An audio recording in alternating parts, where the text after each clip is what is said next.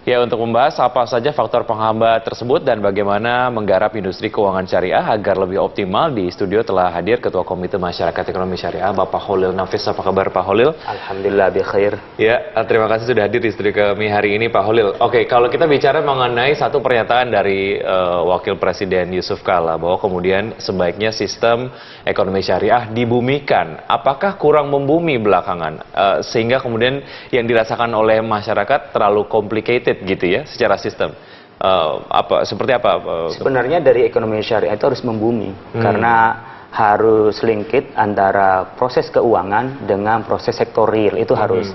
Tapi mungkin yang dimaksud oleh Wakil Presiden adalah bagaimana sistem ini lebih disosialisasikan, lebih dikenal oleh masyarakat, sehingga masyarakat lebih mudah untuk menjangkau keuangan syariah ini.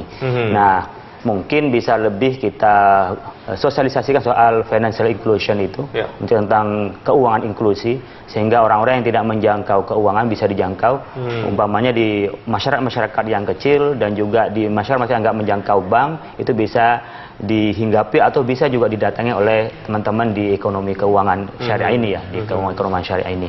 Nah, pembumian seperti ini yang memang penting, termasuk juga mungkin ada beberapa masalah-masalah berkenaan dengan istilah yang kadang-kadang orang tidak familiar, atau orang hanya melihatnya dari persoalan akad di awal, tapi tidak soal bagaimana sebenarnya implikasi dari ekonomi syariah ini. Sehingga acap kali orang masih melihat ekonomi syariah sama dengan konvensional, atau juga orang hanya berpikir ini istilahnya aja yang lebih sulit.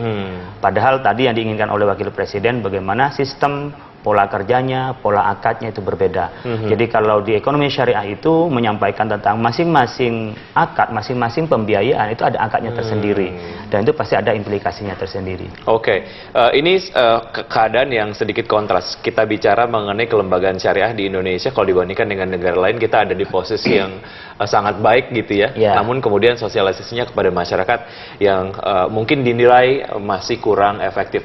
Cara sosialisasi yang efektif untuk bisa menginformasikan secara baik kepada masyarakat supaya memang ya semakin kenal semakin sayang dengan sistem keuangan syariah ini, Pak Holil. Ya, sebenarnya kalau di Indonesia sudah sangat tangguh ya. Kalau di negara lain seperti Malaysia itu ada keterlibatan dari pemerintah langsung. Kalau di Indonesia kan berangkat dari masyarakat lalu diakomodasi oleh pemerintah. Nah, yang kita harapkan sebenarnya sosialisasi samping kita kepada masyarakat ada pemerintah. Karena kekuatan yang paling kuat kan adalah pemerintah. Umpamanya sampai sekarang kita ingin punya bank BUMN syariah kan belum tercapai juga. Sehingga market share kita masih 4,92% kan. Dan kekayaan di perbankan kita syariah itu masih 250,55 triliun. Ini kan sulit naiknya, maka harus didorong oleh pemerintah termasuk juga sosialisasinya. Kita bisa membuka umpamanya hal-hal yang berkenaan dengan sosial, berkenaan dengan keagamaan itu bisa harus melalui keuangan syariah.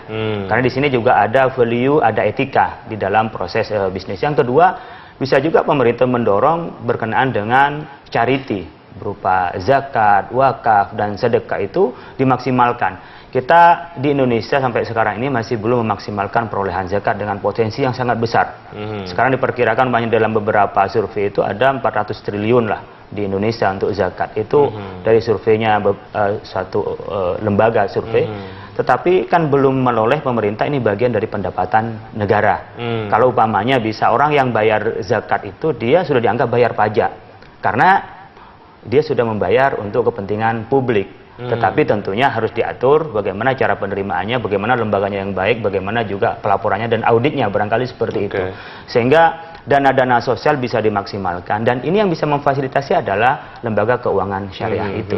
Toh untuk tujuannya adalah untuk membangun bangsa juga. Ada satu insentif yang diharapkan lebih otoritatif gitu ya. Ada satu aturan yang kemudian juga diikuti oleh berbagai macam elemen dari masyarakat. Oke, secara strategi komunikasi katakanlah, kalau kita perbandingkan dengan lembaga keuangan non syariah gitu ya, yang konvensional, mereka sangat agresif, mereka kemudian mengemas beberapa produk-produknya secara komunikasi yang mungkin mudah dimengerti gitu ya. Sejauh mana ini sudah di workshopkan gitu ya oleh teman-teman di industri keuangan syariah supaya memang ada satu strategi yang lebih mudah lagi dicerna ataupun mungkin dimengerti oleh masyarakat? Ya, karena memang bank syariah masih kecil, maka otomatis kekuatan untuk sosialisasi juga kecil. Jadi kekuatan dana, kekuatan berkenaan dengan infrastruktur, kita hanya sekarang ini kantor cabang hanya 2.583 ya, kantor cabang bank syariah itu.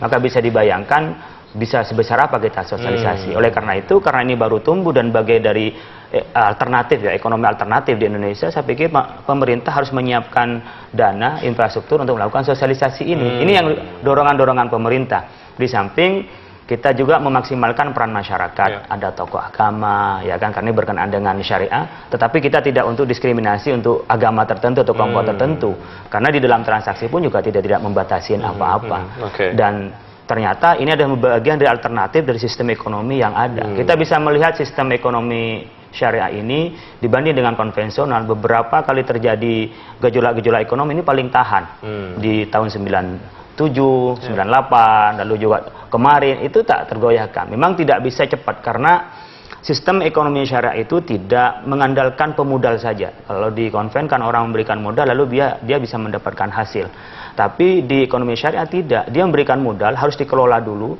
Jadi penghitungannya di belakang. Kalau ada hasilnya baru dibagi hasil. Gitu. Bukan bunga ya.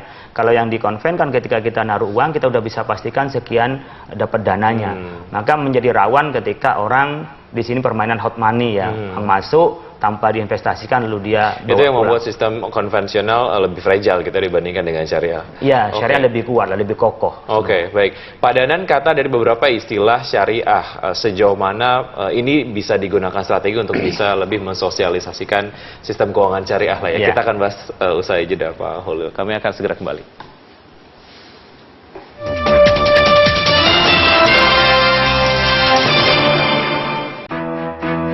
For some people, the world is full of obstacles. At UPH Executive Education, we believe that every obstacle presents an opportunity to see the world differently, to create something new, an opportunity to grow and transform yourself. Take this opportunity with an UPH Executive Education International Master of Management degree. Apply now.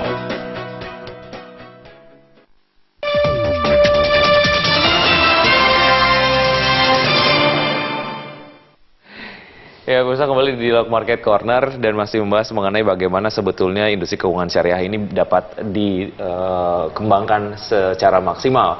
Karena ini adalah menjadi satu industri keuangan yang memang sangat-sangat potensial. Mencari padanan kata untuk beberapa istilah di sistem keuangan syariah. Sejauh mana ini bisa menjadi satu strategi yang efektif sebetulnya? Saya saja kalau misalnya mendengar kata mudharabah gitu ya, saya mungkin akan nanya lagi, ini sebetulnya artinya apa? Walaupun saya sudah pernah diinformasikan sebelumnya. Ya, sebenarnya kan bahasa itu diserap dari bahasa Arab ya, sama dengan istilah-istilah ekonomi kita atau sosial kita dari bahasa Inggris. Hanya saja banyak orang yang tak mengenal bahasa Arab, lebih banyak mengenal bahasa Inggris di istilah-istilah ekonomi kan. Nah, umpamanya kita menyebutnya dengan musyarakah. Ini kan sebenarnya kerjasama. Jadi ada orang ada 2 atau 3 orang lebih, lalu punya modal bersama-sama untuk ngerjain sesuatu. Nanti hasilnya bisa dibagi berdasarkan dengan persentase dia kerjasama atau dia bekerjanya. Kalau mudharabah itu kan proses orang pemodal dan pekerja. Jadi orang yang punya modal memodalin orang yang bekerja. Nanti tinggal dari awal sudah ada kesepakatan. Bukan berapa dia dapat hasil, tapi persentasenya berapa. Jadi dia dihitung di belakang. Yang penting yang pengelola ini tidak melakukan ya kecurangan, benar-benar jujur. Kalau memang rugi ditanggung oleh pemodal yang rugi. Nanti tinggal di awal disepakati apakah 50-50, apa 40-60, apa 50-50, tergantung kesepakatan. Tapi yang jelas setiap proses transaksi syariah itu ada pembagian hasil di belakang setelah ada hasilnya. Gitu.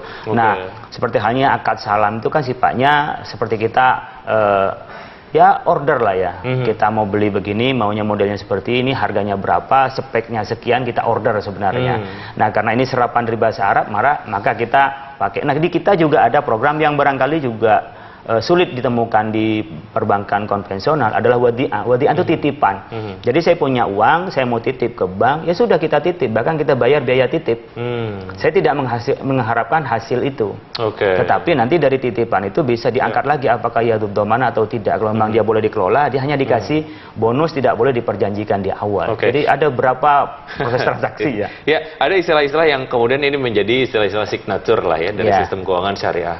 Ada kemungkinan mungkin dicari padanan katanya atau mungkin dirubah supaya memang masyarakat bisa lebih mudah langsung mengartikan satu istilah dari sistem keuangan syariah terhadap hal-hal yang mereka cukup familiar. Mungkin tanda kurung ya. Oh, tanda kurung. Oke, Kayak itu bisa dilakukan bisa ya? dilakukan sehingga tidak hilang dari esensi nama, lalu kurung orang bisa cepat mengerti. Sama dengan kita dalam penulisan ketika financial inclusion maka berarti keuangan inklusi kan gitu. Jadi orang baru diartikan kan gitu. Baik. Ya. Mungkin hal seperti itu. Baik, satu insentif atau mungkin satu hal yang bisa dilakukan oleh pemerintah supaya menumbuh kembangkan sistem keuangan syariah adalah OJK berencana untuk memberikan insentif dalam hal LTV ataupun DP untuk masyarakat yang ingin mengambil rumah dengan skema KPR di lembaga keuangan syariah. Seperti apa Anda melihat ini? Saya pikir sangat-sangat berarti ya. Karena tahun 2012 itu ketika pembiayaan ya multi finance itu diberi kelonggaran dibanding dengan konvensional antara syariah. Jadi kalau konven itu bayar uang mukanya 25, tapi kalau syariah hanya 20, itu orang rame-rame membuka keuangan syariah di bidang pembiayaan ini. Nah, ini menunjukkan bahwa bagaimanapun ketika kita bicara bisnis pasti bicara profit kan gitu. Di samping itu memang sistemnya di syariah itu berbeda dengan konven.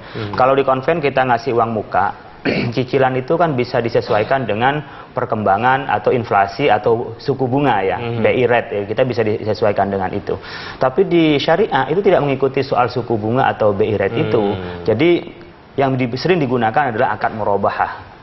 Jual beli ini harus memberitahu harga dasarnya, lalu dia mau ngambil profit berapa. Lalu umpamanya bayar 20% uang mukanya, tinggal 80%. Anggaplah kalau 1 miliar, kita umpamanya dia bayar 200 juta, tinggal 800 juta. Nah dia mau dicicil berapa? Dicicil 3 tahun, 5 tahun, 7 tahun, 10 tahun. Tergantung kesepakatan. Dan kesepakatan, ya? Termasuk harga kesepakatan. Dan harus memberitahu harga asal dan juga profitnya. Nah ini dalam proses penyicilannya tidak boleh berubah, tidak boleh mengikuti suku bunga. Jadi harga fix di awal. Sehingga ketika diberi insentif di syariah itu akan lebih memudahkan orang mengambil pilihan ini.